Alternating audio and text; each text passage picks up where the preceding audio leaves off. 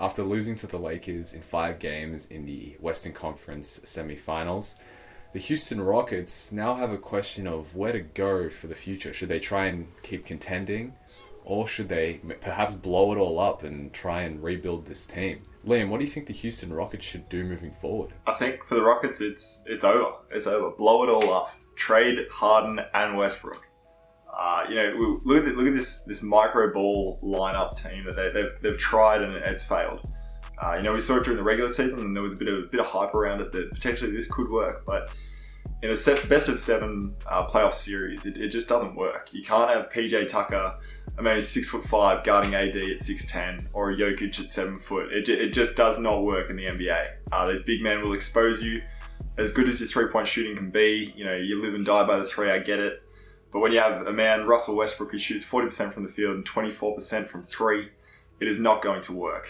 I saw a pretty crazy trade, which was the Rockets would send Westbrook and Harden to the New York Knicks, kind of put them back on the map again, which, it's been rumoured for about 30 years now that the Knicks were coming back. And in exchange, the Rockets would receive RJ Barrett, Julius Randle, Mitchell Robinson, Taj Gibson, and 6 first-round picks to completely rebuild their franchise. Because, James Harden, he is a superstar, but the Lakers kind of shut down his most important weapon, which is that step-back 3. Off that screen, you just have to go over the screen, and the man who's getting screened, push up, defend the 3. The Rockets were kind of exposed. And so for me, I think they should blow it up and go back to the drawing board, really. I'm going to completely disagree with you there. I think the Rockets should steer into the skid. They already have the personnel for this, 5 men out on the 3-line offense that they want to run. And I think what they should try and do is sign a coach who, kind of balances that style a little bit better. We saw the Rockets play super small. What I also would like to see them try and do, they don't really have any picks to trade or anything like that, but they could try and do either a sign and trade or try sign with a mid-level exception. They should try and get Aron Baynes. Aron Baynes shot 35% from 3. He could jump in the paint there, serve as that rim protector, which they lacked, right? PJ Tucker, he can't play that rim defender role. So having Aron Baynes in there, the guy to do the dirty work, he has shown that he can shoot the 3 ball extremely well, hitting 9 threes in 1 game during the season this year. So if I'm the Rockets, I'm finding any way I can to bring in that defensive 3-and-D piece in Aron Baynes, or potentially Serge Ibaka, but I think Aron Baynes will come with a little bit more of an affordable price tag for the Rockets. Pretty much wholeheartedly agree with Mike there. It's weird because they got Robert Covington, right, by trading Clint. Clint was actually pretty good because he would make sure that, those misses on the 3 ball weren't complete losses. Like now if they miss a shot, it's like, yep, alright, run back, because there's no way they're getting any rebounds. Like, why would they get Westbrook when they live and die by the 3? That was like one of the dumbest things to do. It's like, hey, we're a team that shoots 3s, so let's get the worst 3-point shooter we got. Yeah, for me, it's a real head scratcher in the sense that Harden loves to create his own shot, so it would make a lot of sense, if you had a kind of a spot up shooter like Klay Thompson, for example, where Westbrook, could be the passer to find him.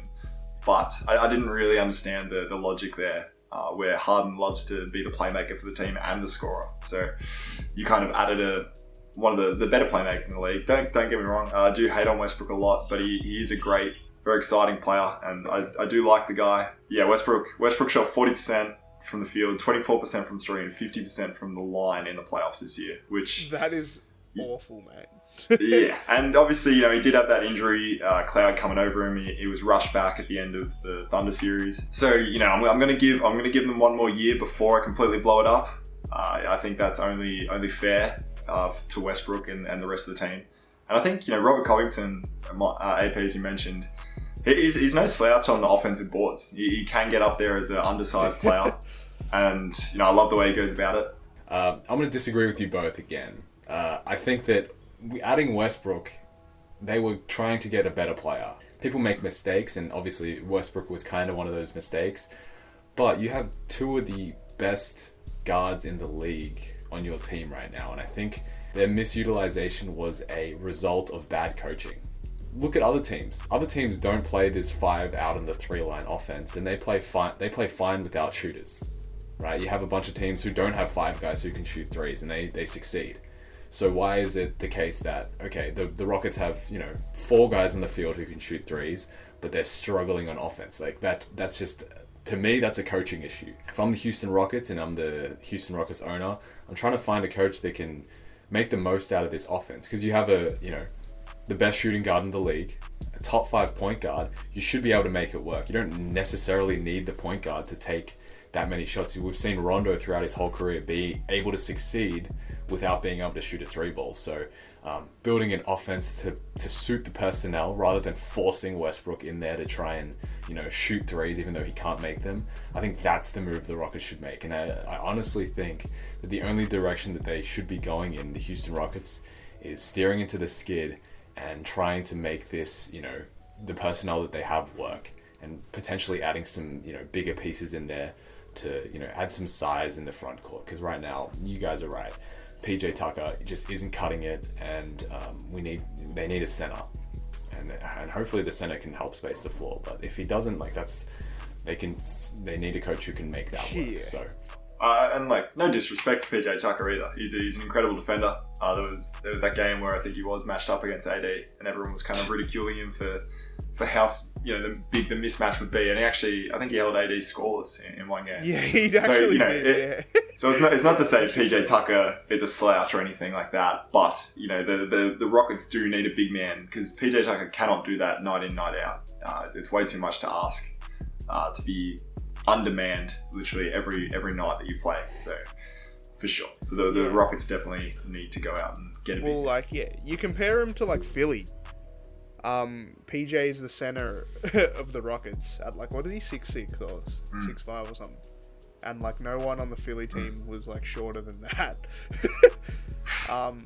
Not to say Philly's good or anything though, because they're also trash. But yeah, look at the Miami Heat. Look at the Miami Heat. Bam can't shoot a 3 ball.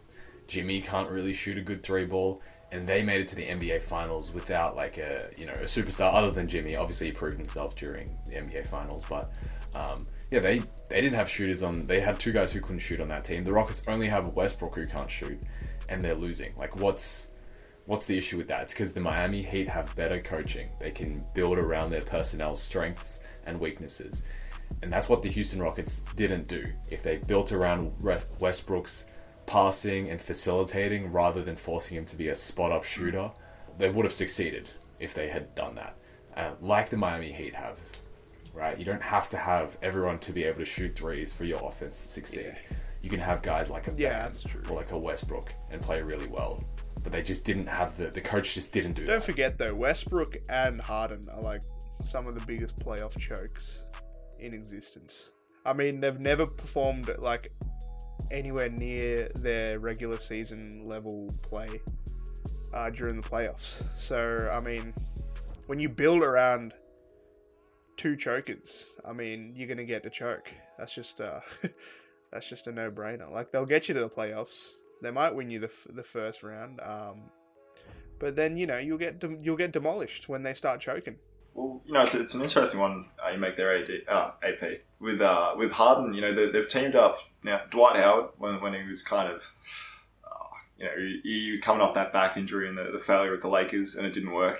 You had Chris Paul, where you could argue that hamstring injury kind of cost him a finals berth. So I'm gonna give him a pass on that. But then they decided to trade him for Westbrook, and they have the horrible offseason they came up against the champions. So I suppose, the Rockets wouldn't be too disheartened in that sense, but ultimately, if you're trying to win the championship, you need to be better than, obviously, the team that's just won it. All right, guys, that wraps it up for the Rockets. Let us know what you think they should do. Hey guys, cheers for making it to the end of the video. Really appreciate your time and listening to our opinions. Whether you agree or disagree with us, please drop a comment down below. Let us know. We're just trying to learn and grow our channel. And talking to growing our channel, feel free to drop us a subscribe as well. Really help us grow and really get our name out there.